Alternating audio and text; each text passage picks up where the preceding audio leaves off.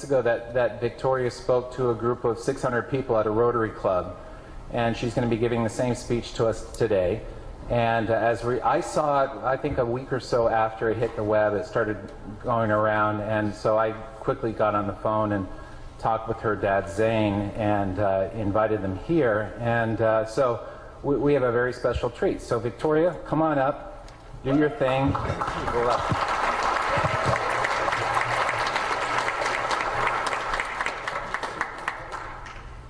Have you ever wondered why Canada is in debt?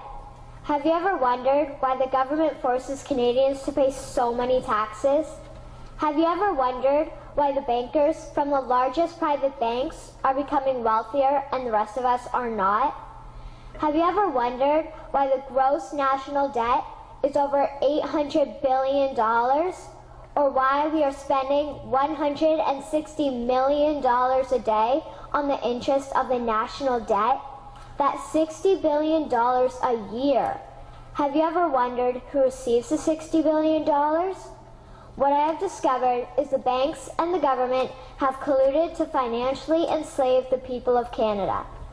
I will share with you 3 important points of reference which will hopefully spark enough interest and concern for you to continue the research on your own and to engage your government to stop this criminal act against the people of Canada.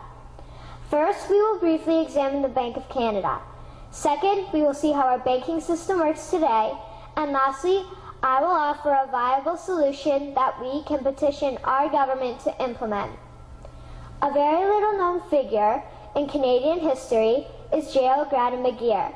He was a lawyer, Member of Parliament, and Mayor of Vancouver. His contribution to Canada is probably the greatest in our history. He championed the creation of the National Bank of Canada, whose sole purpose is to create and manage Canada's money. It was formed on July 3, 1934, and owned by all Canadians. Until the 1970s, because of the Bank of Canada, Canada's national debt was held at a constant, manageable level, until the government decided to implement what we now have as our modern-day banking system that is robbing the Canadian people. So how are they robbing us? Allow me to explain how our private banks and government work today. First, the Canadian government borrows money from the private banks. They then lend the debt-based money to Canada with compounded interest. The government then continues to increase taxation of Canadians year after year in order to pay back the interest on the exponentially growing national debt.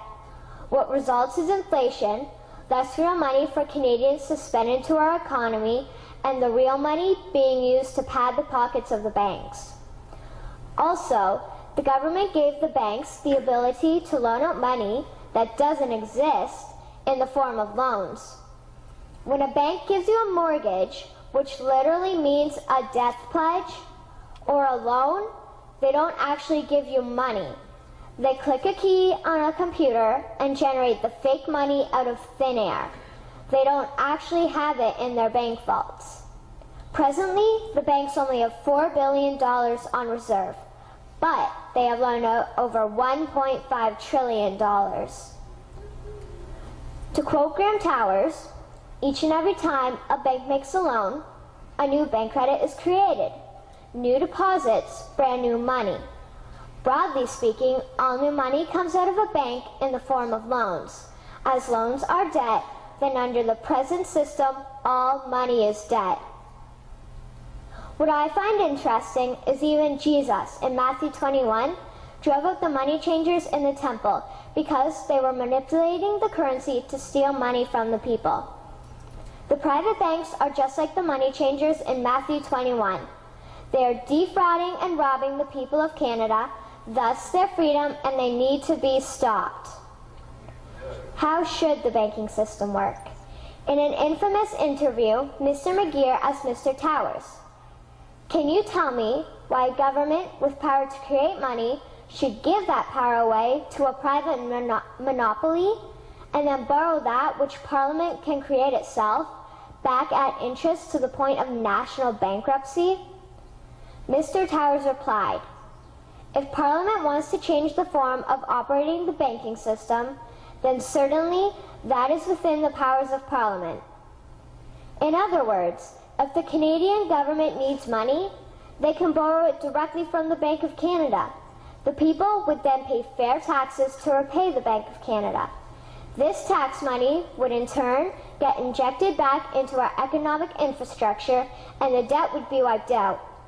Canadians would again prosper with real money as the foundation of our economic structure and not debt money.